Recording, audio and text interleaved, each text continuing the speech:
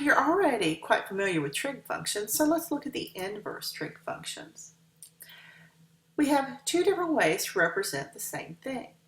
I said that y is the arcsine of x if and only if, that's what the symbol means, the sine of y is equal to x. So quite literally, if I have y equals arc sine of x, and I apply the sine to both sides, then I get y is equal to, or the sine of y, is equal to, those are going to cancel, or those are inverses, so the sine of y is equal to x. Now a lot of times mathematicians are too lazy to write ARC sign, so we use this -1 as an exponent. Now remember, we read the term arcsine as the angle whose sine is x. So when we do this, you need to redefine your domains and ranges, because remember your sine, cosine, and tangents are periodic functions. So we say that y is the arc cosine of x if and only if the cosine of y is x, and we restrict the domain to be from -1 to 1, and the range is from 0 to pi, where for the sine we restricted it between -pi/2 and pi/2. For arctan, we restrict the range to be between -pi/2 and pi/2, and we'll see in a minute why we do that. However, the range is from -infinity to infinity, and so on. Let's look at the graphs, and yes, you need to memorize these.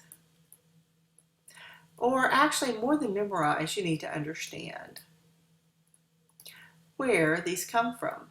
So let's just look at arcsine.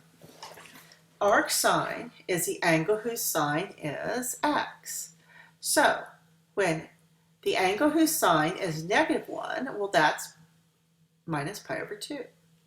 The angle whose sine is 1 is pi/2. And then, of course, you plot the 0 point. The angle whose sine is 0 is 0. And so it looks something like this.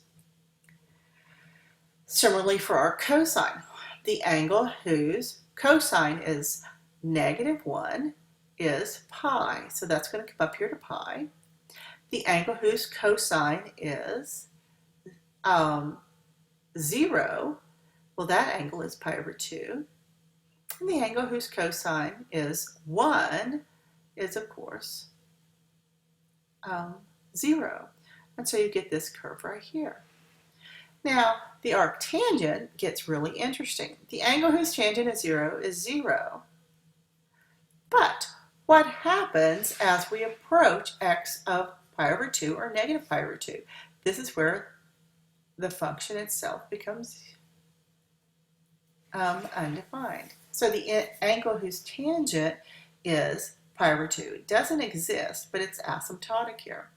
Similarly for arccosecant, arcsecant, and arccotangent. Now, how do we evaluate trig functions when we have these arc functions? So let's look at arcsine of -1/2. This is the angle whose sine is -1/2. When I look at this, I know that my domain is from -pi/2 to pi/2. And I know that sine is odd. So if I were just to look at when sine is 1/2, where sine is y over hypotenuse. So for this case, I know the arcsine has to be, if it were just inverse sine of 1/2, that would be pi/6, the angle whose sine is 1/2. So the inverse sine of -1/2 is -pi/6. What about with the angle whose cosine is 0?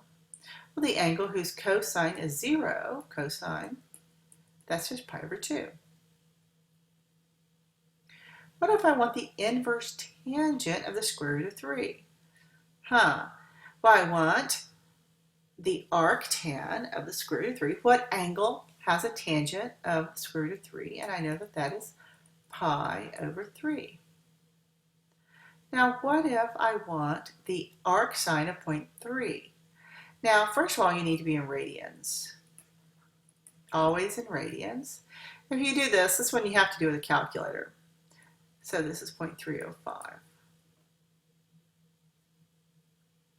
I want you to review your unit circle with all of the standard angles.